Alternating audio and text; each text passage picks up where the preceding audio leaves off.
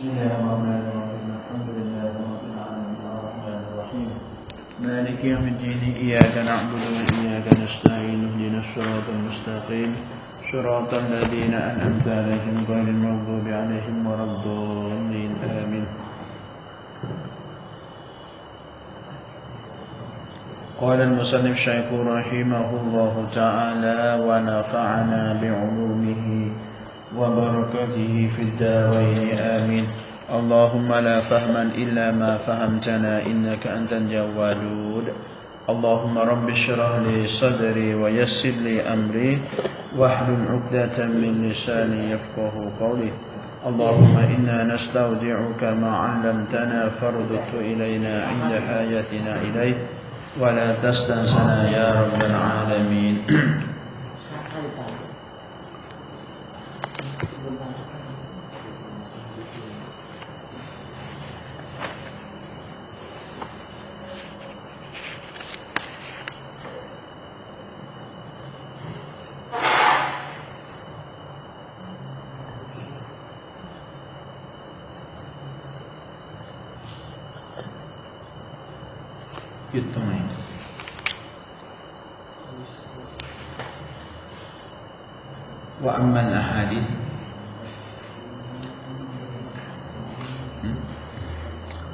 وأما الأحاديث فكثيرة جدا. Dan adapun mengenai hadis-hadis ai fi bayani hadzal bab wa fi makna hadzal bab และสำหรับบรรดาหะดีษที่ว่าท่านนบีศ็อลลัลลอฮุอะลัยฮิวะซัลลัมนั้นได้พูดที่ว่าความหมายของมันนั้นมีความเกี่ยวข้องมีความสอดคล้องกับบาปเนี้ยบาปที่พูดถึงเรื่องการที่ว่าท่านนบีนั้นห้ามชะรอนั้นห้ามไม่ให้เรานั้นไปปฏิบัติกับของที่เป็นของบิดอะห์และของที่ถูกประดิษฐ์ขึ้นมาใหม่ทีนี้บรรดาหะดีษเหล่านั้นเนี่ยฟะกะซีรอตุนไอ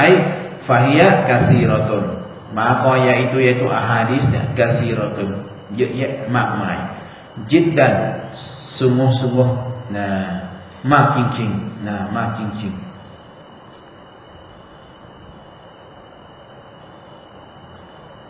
wahia dan yaitu ahadis masyhuratun อีกทั้งเป็นหะดีษที่มัชฮูรด้วย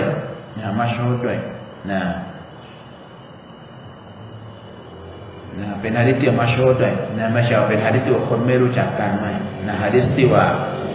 ท่านนบีนั้นพูดความหมายของมันเกี่ยวกับการห้ามจากการที่จะไปปฏิบัติของที่เป็นบิดอะห์เนี่ยหะดีษเหล่านั้นล้วนแล้วแต่เป็นหะดีษที่มัชฮูรฟานะกตะซิรุกาตอยมังนาวีบอกว่าฟานะกตะซิรุmaka kami menyimpankan ดังนั้นเรานั้นจะขอทำการย่อala tarafin ke atas jihad minha daripada dari berahadis Imam Nawawi บอกดังนั้นเรานั้นขอที่จะทำการย่อเอาเพียงส่วนหนึ่งจากบรรดาหะดีษเหล่านั้นหมายความว่าแกจะไม่นำมากล่าวทั้งหมดเพราะว่าหะดีษที่ท่านนบีพูดเกี่ยวกับเรื่องการห้ามไม่ให้เราปฏิบัติของที่เป็นบิดอะห์เนี่ยมันมีเยอะแยะมันมีอยู่มากมายถ้าจะนำมากล่าวตรงนี้มันคงไม่หมดมุสลิมก็เลยบอกว่าเราขอที่จะทำการย่อเอาเพียงแค่ส่วนหนึ่งจากบรรดาหะดีษเหล่านั้นก็พอหะดีษที่177หะดีษที่170อันอาอิชะฮ์รอฎิยัลลอฮุอันฮา قالتอาอิชะฮ์Rasulullah sallallahu alaihi wasallam dalam bersabda oleh Rasulullah sallallahu alaihi wasallam Rasulullah sallallahu alaihi wasallam ได้กล่าวว่ามันอัห์ดะซะfi amrina hadha ma laysa minhu fa huwa raddun man ahdatsa barang siapa membaharui la ia man Nabi บอกว่าบุคคลใดก็ตามที่ว่าทำให้มีขึ้นมาใหม่ทำให้มีขึ้นมาใหม่ท่านบอกว่าอิบตาดะประดิษฐ์ขึ้นมาใหม่ fi amrina pada pekerjaan kami karena bahwa ai fi dinina pada agama kami นะบุคคลใดก็ตามที่ว่าทำให้มีขึ้นมาใหม่ในศาสนาของพวกเรานะในเรื่องราวศาสนาของพวกเราฮาดาiniนะไอดีนอิสลามนะในเรื่องราวนะศาสนาของพวกเรานะอันนี้ก็คือศาสนาอิสลามอันนี้มาไลซะมินหูakan barang yang tidak la iyoma minhu min amrina ทำให้มีขึ้นมาใหม่กับสิ่งซึ่งที่ว่าสิ่งนั้นมันไม่ใช่เป็นส่วนหนึ่งจากศาสนาของเรามันไม่ได้เป็นส่วนหนึ่งจากเรื่องราวศาสนาของเราหมายความว่าเป็นสิ่งซึ่งที่ว่านบีไม่เคยทำมาก่อนเป็นสิ่งซึ่งที่มันไม่มีรากฐานที่มาจากอัลกุรอานและก็หะดีษไม่มีฟะฮุวะมาก็yaituมาเนี่ยดังนั้นสิ่งนั้นสิ่งที่ว่ามันไม่มีจากเรื่องราวศาสนาของพวกเราเนี่ยสิ่งนั้นรดดนไอมารดูดนditolakkan ditolakkanสิ่งนั้นถือว่าเป็นสิ่งที่ว่าถูกผลักหมายความว่าอัลเลาะห์ตะอาลาจะไม่รับใครก็ตามที่ไปปฏิบัติกับสิ่งซึ่งที่มันไม่มีมันไม่ใช่เป็นส่วนหนึ่งจากศาสนาของเราเรื่องราวที่เกี่ยวข้องศาสนาของเราสิ่งนั้นถือว่าเป็นสิ่งที่ว่าถูกผลักออกไปก็คือว่าอัลเลาะห์ตะอาลาไม่รับ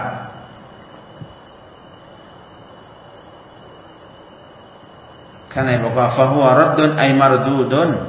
ลายุนตาฟาตุอิลาฮีtidak dipalingkan ilahi ilamaเขาจะไม่ผินไปอย่างสิ่งนั้นเขาจะไม่ผินไปอย่างสิ่งนั้นไลซามินฮูข้างในบอกว่าบิอัลลัมยัชฮัดละฮูอัสลุนคำว่าไม่มีคำว่าไม่ใช่จากกิจการงานของศาสนาของเราก็คือว่าบิอัลลัมยัชฮัดละฮูอัสลุนโดยการที่มันไม่มีให้แก่สิ่งนั้นอัสลุนที่มามินอูซูลิฮิอูซูลิอัมรินา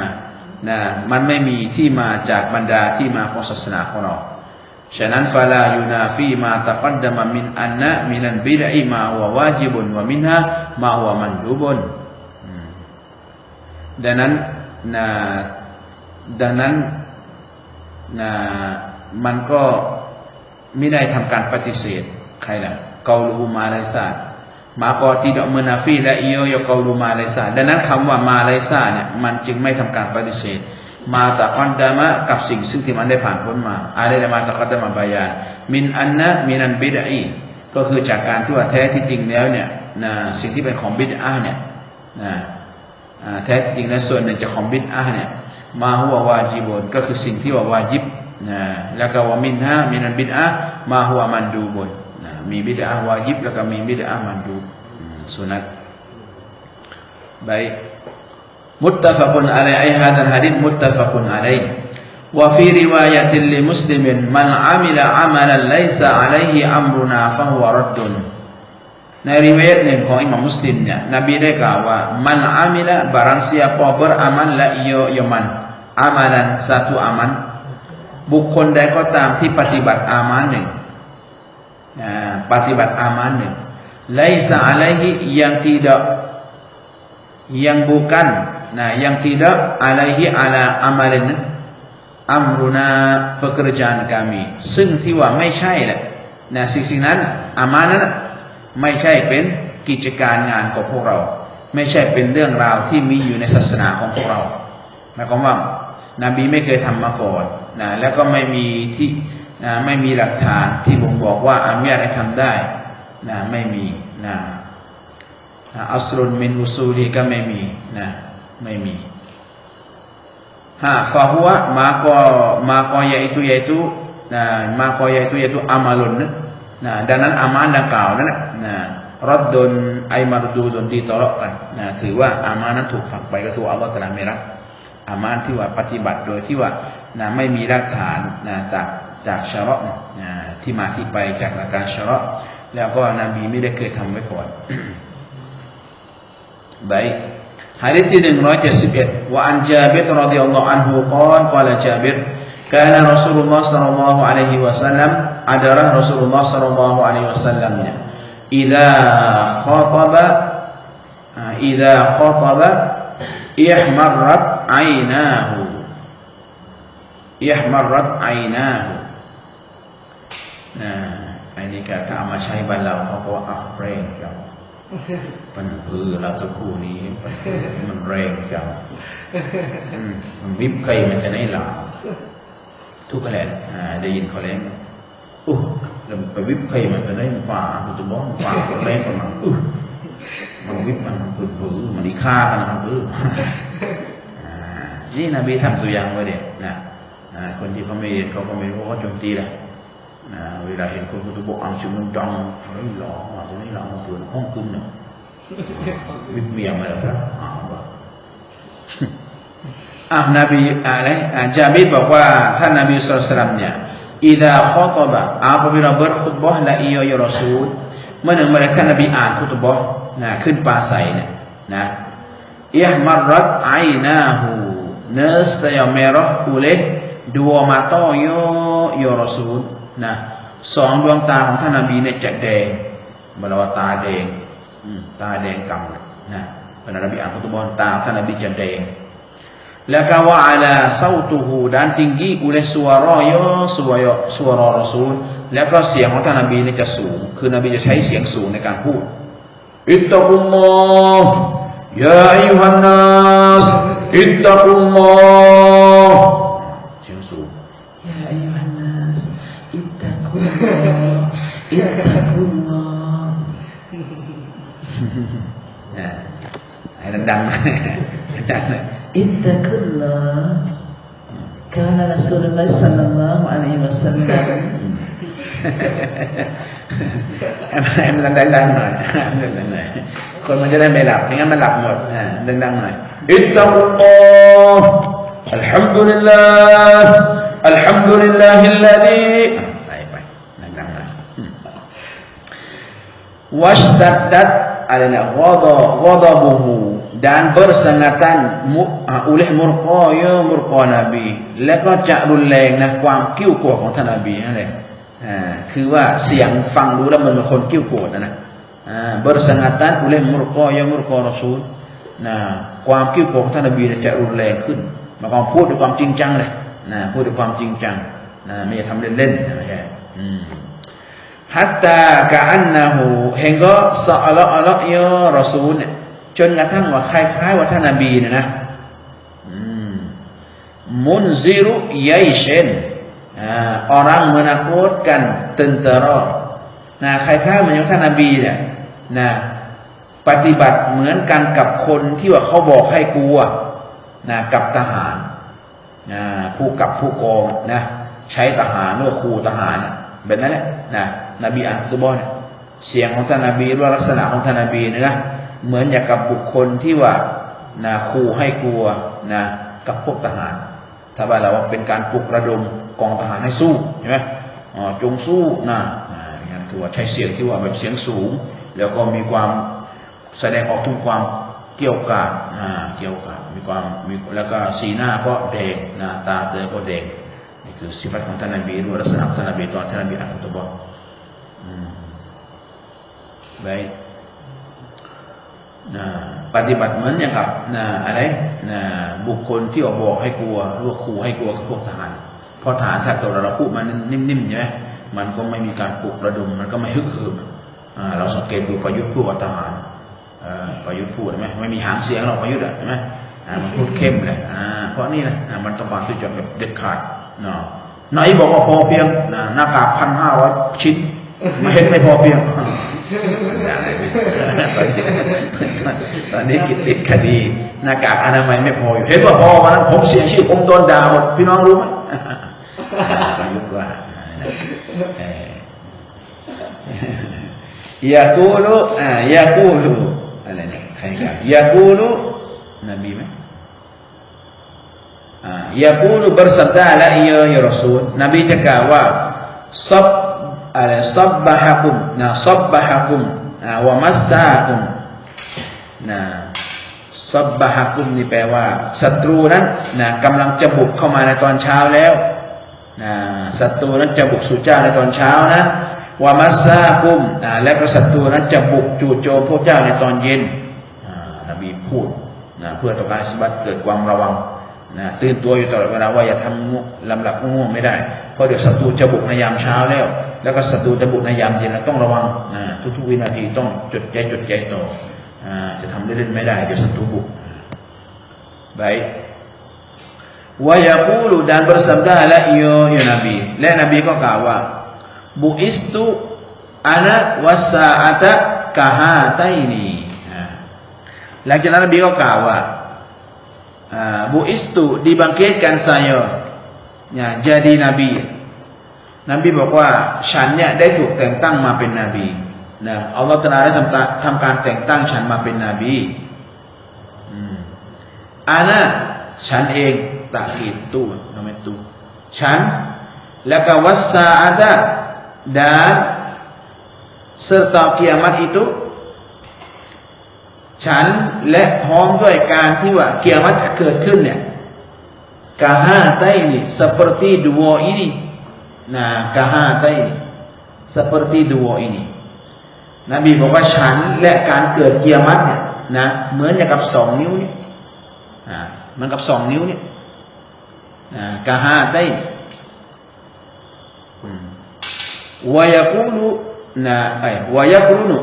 dan mayarta'i la ya nabi หลังจากนั้นนบีก็นำมาเคียงคู่กันwa yaqulu หมายความว่าหลังจากรู้ว่าตอนที่นบีพูดคำว่าอานะวัสซาอะตะกะฮาไตนี่นะตอนที่นบีพูดคำเนี้ยนบีก็นำเอามาเคียงคู่กันbaina usba'ihi di antara dua anak jari nabiนะระหว่าง2นิ้วของท่านนบีนิ้วไหนบ้างอุสบะไอฮีบาดาอัสซับบาบะตินะบาดาจากอุสบะไอฮี2นิ้วชี้ของท่านนบีก็คืออัสซับบาบะตินะjari telunjuk nahนิ้วที่1ก็คือนิ้วชี้วันวุสตอdan jari yang kedua ialah jari tengahนิ้วกลางเวลา นบีพูดว่าbu'istu ana wasa'ata kahataini นบีก็เอานิ้ว2อันเอานิ้วมาพร้อมเอานิ้ว2นิ้วมาเคียงคู่กันนิ้ว2นิ้วก็คือนิ้วชี้กับนิ้วกลางนี่ทำไมหมายความว่าไงหมายความว่ามันใกล้กันเหลือเกินนะช่วงเวลาที่ท่านนบีช่วงเวลาที่อัลเลาะห์ตะอาลาแต่งตั้งให้ท่านนบีทำงานดะวะห์เนี่ยเรียกเรามนุษย์ไปสู่อัลเลาะห์ตะอาลากับการเกิดกิยามะฮ์เนี่ยมันใกล้กันนิดเดียวใกล้เหมือนอย่างกับว่านิ้วชี้กับนิ้วกลางใกล้กันไหมใกล้กันแสดงว่าเวลาที่อัลเลาะห์ตะอาลาให้กับท่านนบีในการเผยแพร่ศาสนานิดเดียวมากแล้วก็จะเกิดกิยามะฮ์ไม่นานแสดงว่าเวลาที่จะเกิดกิยามะฮ์ตอนนี้เหลือไม่นานนะเพราะนบีนี่แค่เนี่ยนบีทำแค่wa yaqulu dan bersabda la ya nabiหลังจากนั้นเขากล่าวว่าอัมมาบะดูfa inna khairal hadithi kitabullah maka bahwasanya sebaik-baik percakapan denganคำพูดที่ดีที่สุดนั่นก็คือกิตาบุลลอฮ์ialah kitabullah ก็คือคัมภีร์ของอัลเลาะห์ตะอาลาคำพูดที่ดีที่สุดคำพูดที่ประเสริฐสุดก็คือคัมภีร์ของอัลเลาะห์ตะอาลาก็คืออัลกุรอานก็คือคำพูดของอัลเลาะห์ตะอาลานั่นเองwa khairan hadayi dan sebaik-baik pertunjukan แล้วก็การชี้นำที่ดีที่สุดการชี้นำก็คือที่ดีที่สุดก็คือhadayu Muhammadin sallallahu alaihi wasallam ialah petunjuk bagi Nabi Muhammad sallallahu alaihi wasallam ก็คือการชี้นำของท่านนบีไม่มีการชี้นำไหนที่จะดีไปกว่าการชี้นำของท่านนบีแล้วครูที่ประเสริฐที่สุดครูที่เลอเลิศที่สุดก็คือท่านนบีนักเรียนที่ประเสริฐที่สุดก็คือซอฮาบะห์ไม่มีครูคนไหนที่จะดีกว่าท่านนบีแล้วไม่มีครูคนไหนที่จะเก่งไม่มีครูคนไหนที่จะมีความเพียบพร้อมไปซะทุกเรื่องให้เหมือนท่านนบีไม่มีแล้วนบีคือสุดยอดของบรรดาครูแล้วก็นักเรียนที่ดีสุดก็คือซอฮาบะห์ไม่มีนักเรียนไหนที่จะมีความประเสริฐที่จะมีความเลอเลิศกว่าซอฮาบะห์ไม่มีแล้วฉะนั้นการชี้นำที่ดีสุดก็คือการชี้นำของท่านนบีศ็อลลัลลอฮุอะลัยฮิวะซัลลัมแค่ไหมwa syarrul umuri dan sejahat-jahat perkaraนบีบอกว่าสิ่งที่ชั่วที่สุดสิ่งที่ชั่วที่สุดแล้วก็คือมุฮดะซาตุฮาialah perkara yang dibaharukan ก็คือสิ่งซึ่งที่ว่า ถูกประดิษฐ์ขึ้นมาใหม่อุตริขึ้นมาใหม่หมายความว่ามันไม่มีการรับรองจากอาซอรที่มาของศาสนาไม่มีนะอัลกุรอานก็ไม่ได้รับรองหะดีษของท่านนบีก็ไม่ได้รับรองกออิดะห์อัชชะรียะห์ก็ไม่มีใครรับรองนั่นแหละคือกิจการงานที่ชั่วที่สุดแล้วwa kullu bid'atin dhalalatun dan tiap-tiap bid'ah itu dhalalah sesat Nabi kata tutupของ bid'ah เนี่ยถือว่าหลงผิดถือว่าหลงผิด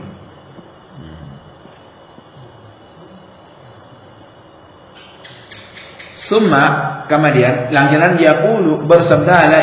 ya Nabiหลังจากนั้นนบีก็กล่าวว่าไอ้ฟินคุตบะตีเนี่ยหลังจากนั้นนบีก็กล่าวในการอ่านคุตบะห์ของท่านว่าอานะเอาลาบิกุลลิมุมินินมินนัฟซิฮินัฟซีมุมินนบีบอกว่าอานะbermerasa saya itu serapฉันเนี่ยเอาลาไออาฮักุterlebih mustahab terlebih patut นบีบอกว่าฉันเนี่ยเหมาะสมที่สุดแล้วฉันเนี่ยมีสิทธิ์ที่สุดแล้ว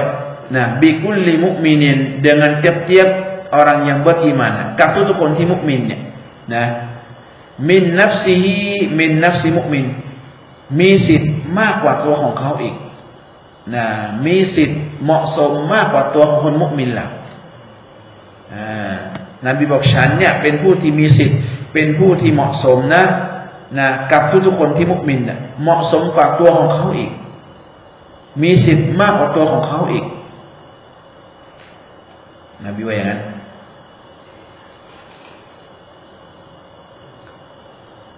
มันตะรักะมาลันนบีบอกว่า barang siapa meninggal la ia man yani mati la ia man นบีว่าบุคคลใดก็ตามที่เขาตายไปมาลันและเขาก็ทอดทิ้งทรัพย์สมบัติbarang siapa tinggal la ia man malan akan harta บุคคลใดก็ตามที่เขาตายลงไปหลังจากนั้นเขาก็ทิ้งทรัพย์สมบัติเอาไว้ฟาลิอะห์ลิฮิไอฟะฮุวะลิอะห์ลิฮิหรือว่าฟามาลุฮูลิอะห์ลิกันtadi maka beberapa harta yo harta man li ahlihi bagi ahli yo ahli man ดังนั้นทรัพย์สมบัติของเขาที่เขาทิ้งเอาไว้เนี่ยได้แก่คนในครอบครัวของเขาไม่ว่าจะเป็นรถเป็นบ้านเป็นที่ดินทั้งหมดเนี่ยเงินทองต่างๆตกเป็นกรรมสิทธิ์ของคนในครอบครัวนั่นแหละก็คิดกันไปตามระบบของซะกาตนะซะกาตว่าของอะไรภาษากรนะมันเป็นมรดกคิดไปตามนั้นwa man taraka dainan dan barang siapa tinggallah ia man dainan dainan akan utang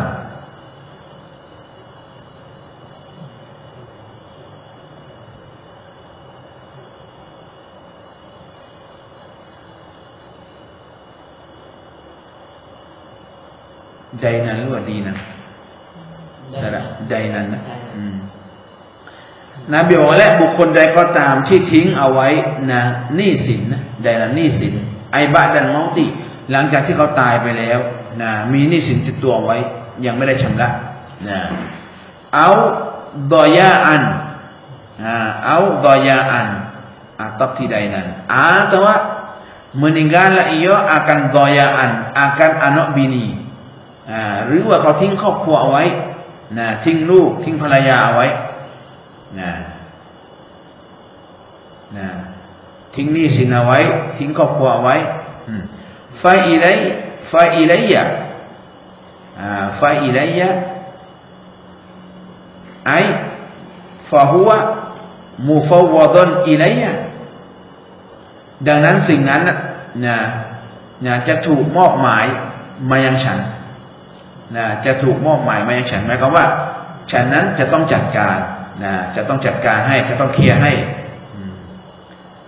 แล้วก็ว่าอะไรเนี่ย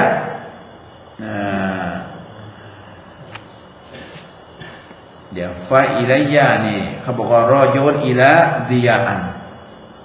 อิลัยยะกลับไปหาคำว่าดิยาอันหรือว่าดอยาอันดังนั้นครอบครัวของเขาเนี่ยถูกมอบหมายไว้ยังฉันหมายความว่าฉันนั้นต้องจัดการเลยจะต้องเคลียร์ ให้คนในครอบครัวของเขาให้มีความเสมอภาคนะแบ่งกันไปตามสัดส่วนนะในเรื่องของทรัพย์สมบัติ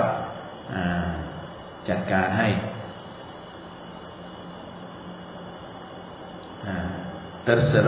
terserah kepada aku นะถูกมอบหมายมายังฉันแล้วก็ว่าอะไรตัวนี้เขาบอกว่าไอ้ฟะฮุวะไอ้วะฮุวะอะไรนี่เขาบอกว่ารอจิอุนอิลัดนะรอจิอุนอิลัดไดนะไอ้นี่คือกลับไปหานะในเรื่องของหนี้สินหมายความว่าไงนะไอ้ฟะกอไอ้กอฎออุซาลิกะนะซาลิกะนะไอ้กอฎออุซาลิกะไดนี่นะอะไรอย่างke atas akuหมายความว่าการชดใช้การชำระหนี้สินนั้นคือเป็นสิ่งที่เป็นความรับผิดชอบคนเหนือฉันเหมือนกันนบีต้องรับผิดชอบเหมือนกันเพราะนบีบอกไว้แล้วว่าอานะอัลลาบิคุลลิมุมินินมินนัฟซิฮีนบีนั้นมีสิทธิ์นบีนั้นมีความเหมาะสม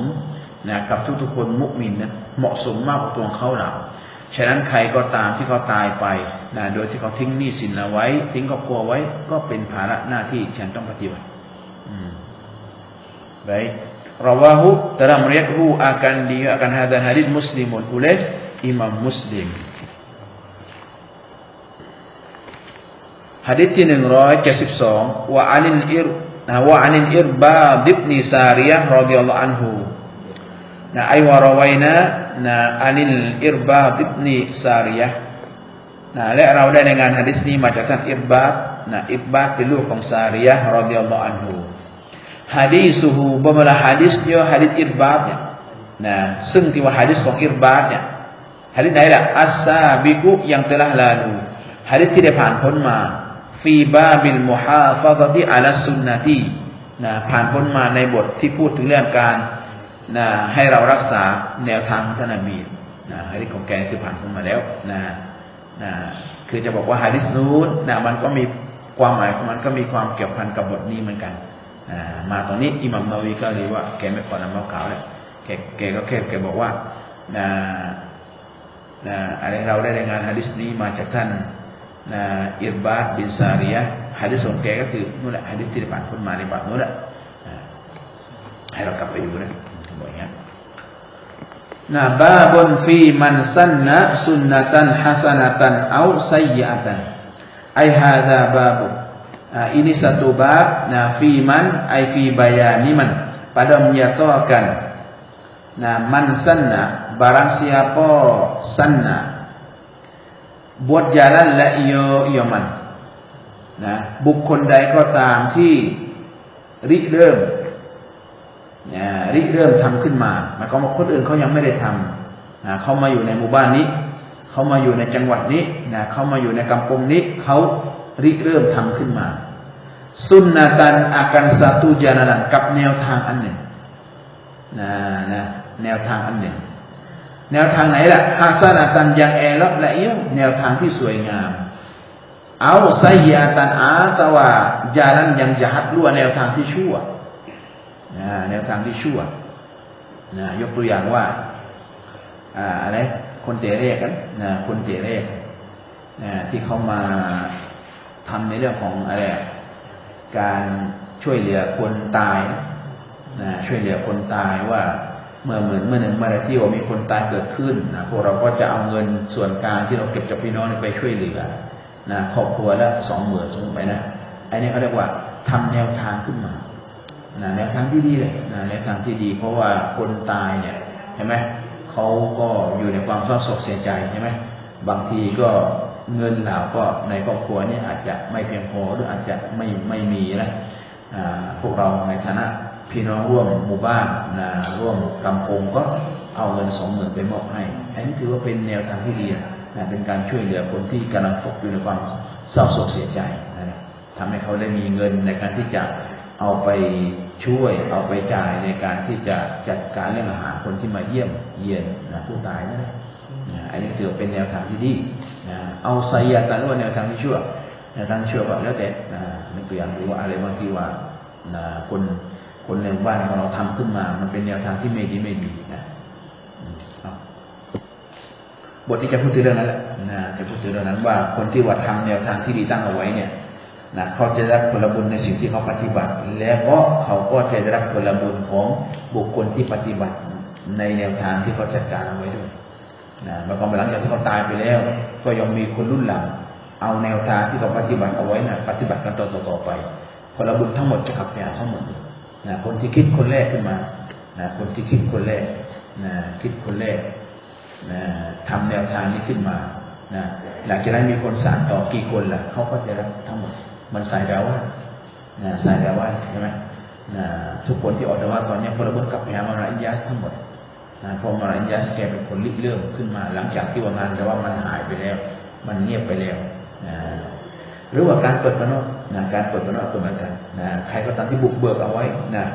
สร้างบาลายเอาไว้นะขุดหลุมเอาไว้ทำอะไรเอาไว้นะพอต่อไปก็มีคนมาสานต่อนะหมดช่วงเรามีคนอื่นมาสานต่อผลบุญนั้นมันก็กลับมาถึงเราอีกกลับมาถึงเรานะเพราะเราได้ทำแนวทางเอาไว้แล้วนะbaik qala Allah Ta'ala dalam berfirman oleh Allah Ta'ala Allah Ta'ala ada sungkatไว้อันนี้อยู่ในซูเราะตุลฟุรกานอายะห์ที่74นะوالذي يقولون ربنا هب لنا من أزواجنا وذرياتنا قرة أعين وجعلنا للمتقين إماما อันนี้ก็เป็นดุอาที่เราสมควรจะอ่านเหมือนกันนะเพื่อต้องการที่จะAllah Ta'alaให้ลูกหลานที่ดีแก่เรา ربنا هب لنا من أزواجنا ดุอานี้อ่านให้มากๆAllah Ta'alaกล่าวว่าوالذي dan bermenasabkan merekaและสำหรับบรรดาผู้ซึ่งที่ยะกูลูนะ berkata mereka itu alladzina บรรดาผู้ซึ่งที่ว่าพวกเขานั้นได้กล่าวว่ารับบานาอัยยารับบานาโอ้พระเจ้าของเราฮับลานาบริกันละลานาบagi kami ขอพระองค์จงได้โปรดประทานให้แก่พวกเรานะประทานอะไรล่ะมินอัซวาจินะ daripada istri kami จากบรรดาภรรยาของเราเรากำลังใช้กับไปยมดใช้เวลาสี่สบายๆนะสี่ได้มินอัซวาจินะจากบรรดาภรรยาของเรา1 2 3 4 5 1 2 3 4 wa zurriyatina dan daripada anak cucu kami และจากบรรดาลูกหลานของเรานะอัลเลาะห์ขอพระองค์จงได้โปรดให้แก่เราและบรรดาภรรยาของเรามีอะไรอะไรบ้างต้องใช้คำว่าบรรดาเลยเหรอเดี๋ยวผมกล่าวกินเองเนี่ยคนเดียวพอโอ้อัลเลาะห์จงประทานให้แก่เราภรรยาของเราพนันโตอย่าว่าบรรดาอะไรไม่ได้ทำเป็นอาลิมนะฮูล่ะตัวนี้ด้วยเอาเลยบอกอัลเลาะห์แต่บอกอัซวาจินะวะซุรริยาตินาและบรรดาลูกหลานของเรากุรรตะนะกุรรตะอะยุนนะกุรรตะแปลว่า akan ketetapan nah ketetapan ayun nah ketetapan bagi mata-mata nah ขอให้มันเป็นสิ่งที่ทำให้อะไรเย็นตาเย็นใจนะให้เป็นสิ่งที่มันเกิดความสะทินแก่ดวงตาหมายความว่าให้ได้ภรรยาที่ดีภรรยาที่ดีลูกหลานที่ดีนะดูไปแล้วมันสบายตามันสบายใจไม่ใช่ว่าหันไปดูไอ้บ่าวออนโลไอ้บ่าวแบกกัญชาอยู่หันไปแต่เมียอัลลาหัวก็ไม่คุ้มมายังก็ไม่เอาเขียนหมดนะไม่เอามันไม่เอามันเอาภรรยาที่ว่าหันไปแหล่แล้วก็เราใบใจนะเอาลูกที่ว่าหันไปแหล่แล้วก็เราใบใจนะมันอยู่ในศาสนามันอยู่ในแนวทางของท่านนบีมันรักษาการละหมาดมันรักษาสุนนะท่านนบีนะอย่าเอาละไอ้ของไอ้แป้งนะดูว่าไอ้พันที่ว่าดูแต่หนังฟังแต่เพลงไม่เอาเลยนะเอาภรรยาที่ว่ารักษามาเราดูไปแล้วก็สบายใจ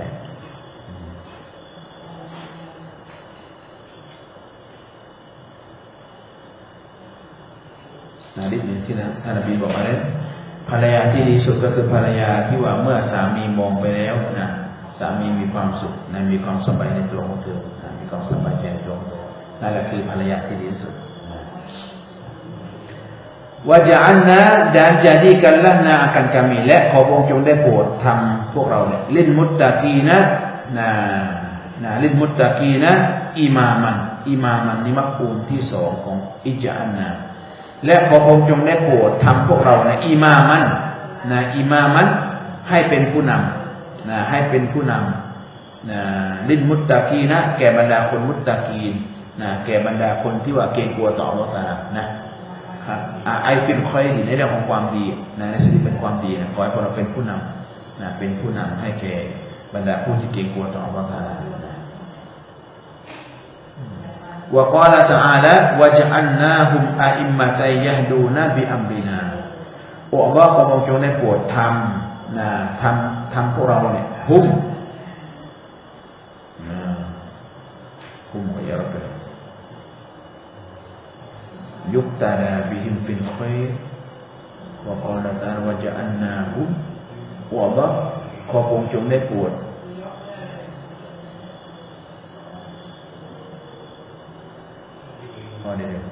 wa ja'alna dan telah kami menjadikanและเรานี้ได้ทำอัลลอฮ์ตรัสบอกว่าและเรานั้นได้ทำฮุมakan mereka itu nah Allah Taala บอกว่าและเราเนี่ยได้ทำกับพวกเขานั้นพุ่มกับบิฮาอิบรอฮีมลูตอิสฮากยะโอบนะและเราเนี่ยได้ทำพวกเขานั้นนบีอิบรอฮีมนบีลูตนบีอิสฮากนบียะโอบเนี่ยอะอิมมะตันjadi imamให้เป็นผู้นำนะให้เป็นผู้นำไหนล่ะยะดูนะyang menunjuk oleh mereka itu a'immahผู้นำซึ่งพวกเขานั้นจะให้การชี้นำbi amrina dengan pekerjaan kami กับเรื่องราวศาสนาของเราอัลลอฮฺตรัสแต่งตั้งนบีอิบรอฮีมนบีลูตนบีอิสฮากนบียะกูบเพื่อที่จะเป็นผู้ที่มาให้การชี้นำกับเรื่องราวศาสนาของอัลลอฮฺตะอาลาการบรรยายการก็หะดีษที่173อัลลอฮฺอะลัยฮิบิสมิลลาฮิรเราะห์มานิรเราะฮีมอัลฮัมดุลิลลาฮิวัสศอลาตุวัสสลามุอะลาอัชรอฟิลอันบิยาวัลมุรสลีนวะอะลาอาลิฮิวะศอฮบิฮิอัจมัยอัลลอฮุมมะอินนานัสอะลุกะนะอะบุดุบิลลาฮิวะนะตัสตัฆ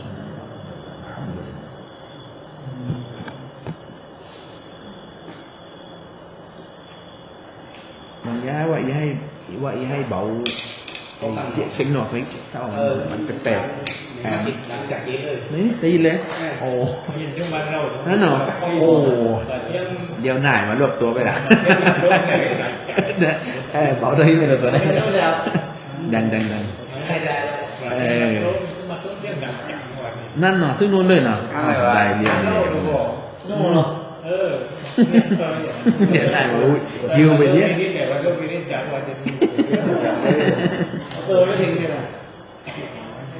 โอ้ดังนะสักนิดก่อนเดี๋ยวมันอีแตกกันมันอีไม่ใช่เลยมันอีมันอีนักไม่ได้ในกระชูนี้เขาไม่ให้นั่นในกระชูนี้เขาไม่ดี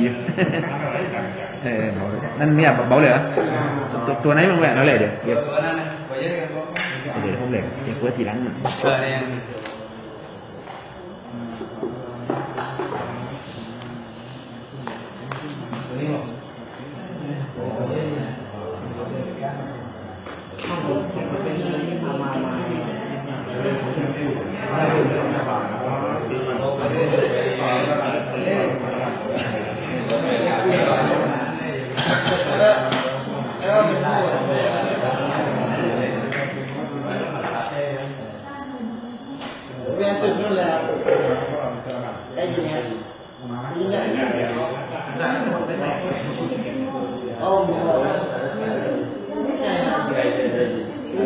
ลงเลย